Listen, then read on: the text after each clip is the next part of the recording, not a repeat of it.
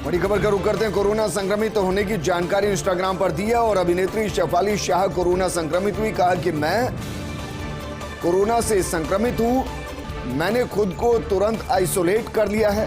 Doctor की राय के मुताबिक सभी सेफ्टी प्रोटोकॉल का पालन कर रही हूं। जो भी मेरे संपर्क में आए वो जल्द अपनी जांच करा ले।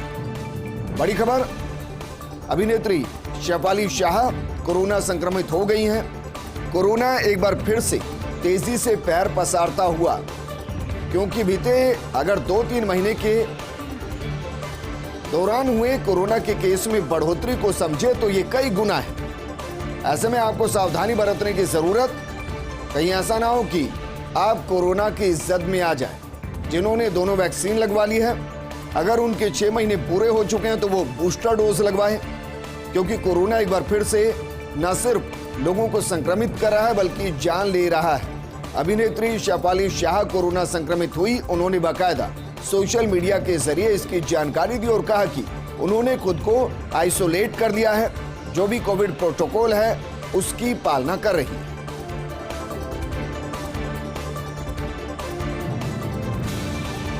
वहीं पूर्वी उत्तर प्रदेश को मुख्यमंत्री योगी आदित्यनाथ की बड़ी सौगात। पूर्वी यूपी को इंटर डिस्ट्रिक्ट कनेक्टिविटी की सौगात देंगे। यूपी के सीएम योगी आदित्यनाथ कमरिया पुल का उद्घाटन करेंगे। गोरखपुर अंबेडकर नगर के मध्य घाघरा नदी पर कुम्हरिया घाट सेतु बनकर तैयार हो चुका है और मुख्यमंत्री योगी आदित्यनाथ कल पुल का लोकार्पण करने वाले, यानी कि जनता को समर्पित करने वाले। गोरखपुर से प्रयागराज पहुंचना होगा अब और आसान। गोरक्ष नगरी और संगम नगरी के बीच 80 किलोमीटर दूरी कम हो जाएगी। कमरिया घाट सेतु से करीब 500 गांवों की 20 लाख आबादी को फायदा होगा।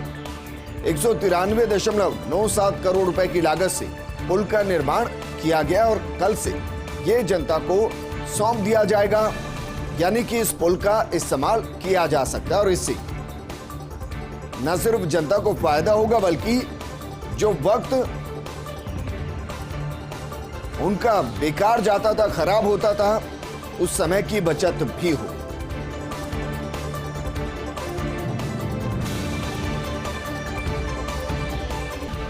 और बात करते हैं से अजय डोभाल की, जिनके कंधों पर जिम्मेदारी है हिंदुस्तान की सुरक्षा की, लेकिन सच यह है कि उनकी सुरक्षा में चूक हुई है। 3 कमांडो इस दौरान बर्खास्त कर दिए गए हैं। 3 कमांडो को नौकरी से बर्खास्त कर दिया गया। वीआईपी सुरक्षा से जुड़े डीआईजी और कमांडो का ट्रांसफर किया गया है। फरवरी में हुई थी डोभाल के घर में घुसपैठ की कोशिश। एक गाड़ी डोभाल के घर के गेट तक पहुंचने का प्रकरण ये है और पुलिस ने एक व्यक्ति को गिरफ्तार भी किया, लेकिन उनकी सुरक्षा में चूक का खामियाजा उन 3 कमांडो को भुगतना पड़ा, जिनकी लापरवाही की वजह से ये चूक हुई और तीनों को बर्खास्त कर दिया गया। बात करते हैं ईटानगर की, जहां प्रशासनिक सुधारों पर 2 दिवसीय क्षेत्रीय सम्मेलन हुआ। 18-19 अगस्त को ईटानगर में सम्मेलन आयोजित किया जाएगा। केंद्रीय मंत्री डॉक्टर जितेंद्र सिंह और अरुणाचल प्रदेश के सीएम पेमा खांडू कल उद्घाटन करेंगे। प्रशासनिक सुधारों के माध्यम से नागरिकों और सरकार को नजदीक लाना एक महत्वपूर्ण विषय होगा। इस दौरान एनसीजीजी और डीएआरपीजी का अरुणाचल सरकार के साथ समझौता होगा। 500 प्रशासनिक अधिकारियों के लिए अगले 5 साल में होगा मिड करियर बिल्डिंग प्रोग्राम। यह सम्मेलन पूर्वोत्तर राज्यों और भारत के पूर्वी राज्यों को समर्पित होगा। 300 से ज्यादा प्रतिनिधियों के इस कार्यक्रम में, इस सम्मेलन में भाग लेने की उम्मीद है।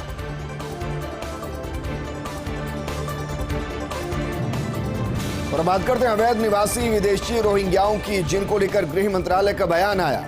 बकरवाला में गैर कानूनी तरीके से रह रहे प्रवासी रोहिंग्या और गृह मंत्रालय ने कहा ईडब्ल्यूएस फ्लैट देने के बारे में कोई निर्देश नहीं दिए गए। दिल्ली सरकार का रोहिंग्याओं को नए स्थान पर बसाने का प्रस्ताव है। गृह मंत्रालय ने दिल्ली सरकार को निर्देश सुनिश्चित करने के निर्देश दिए हैं।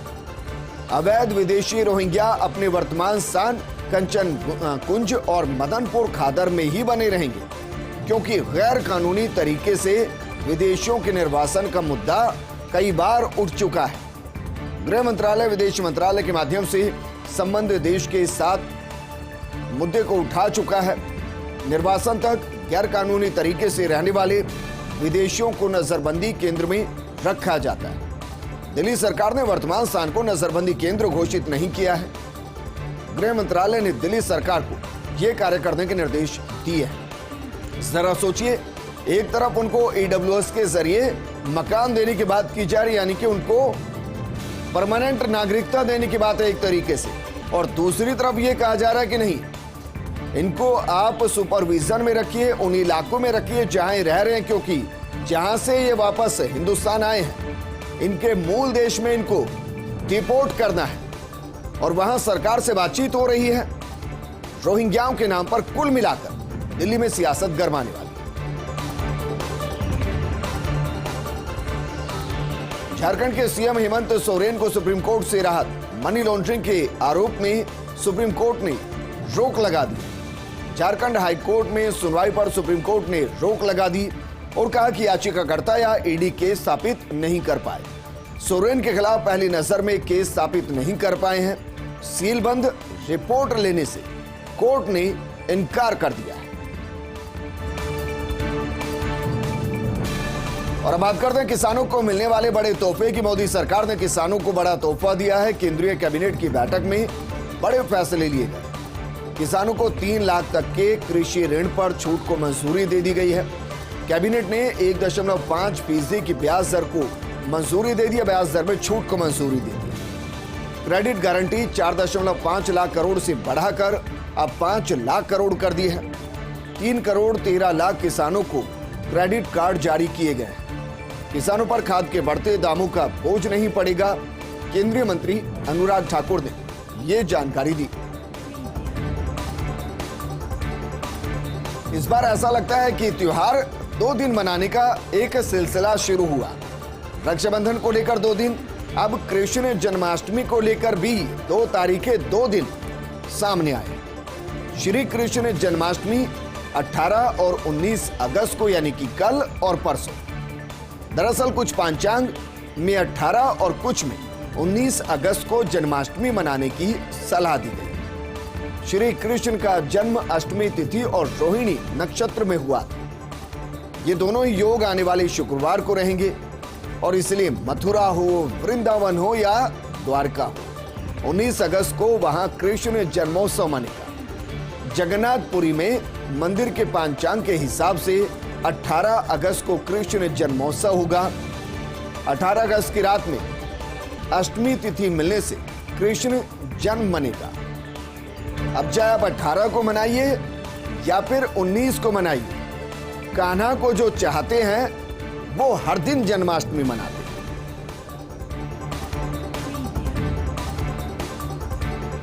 लालू यादव ने सुशील मोदी को झूठा बताया।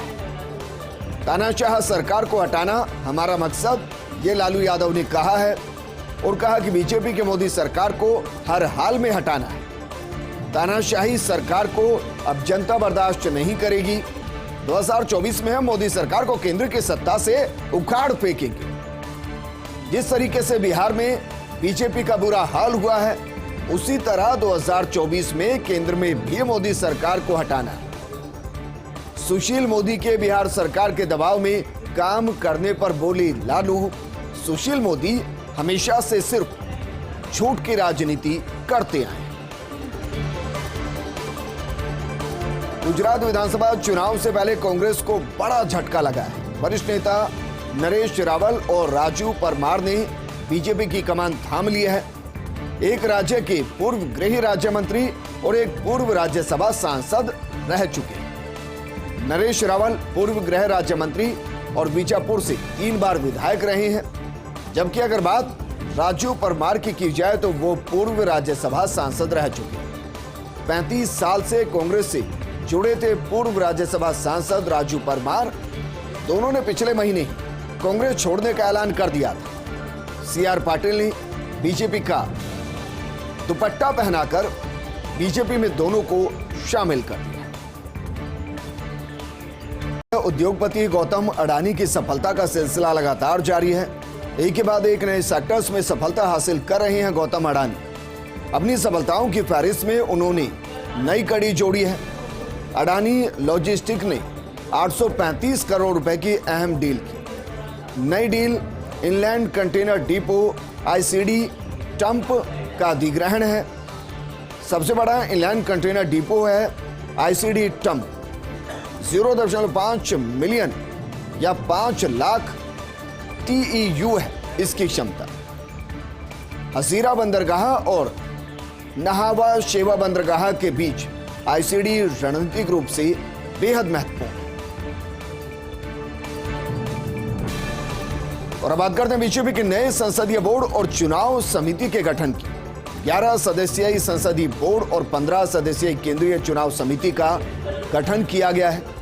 नए संसदीय बोर्ड में प्रधानमंत्री नरेंद्र मोदी, जेपी नड्डा, अमित शाह शामिल हैं। राजनाथ सिंह, सर्बानंद सोनोवाल, PS येदियुरप्पा, के लक्ष्मण भी शामिल हैं।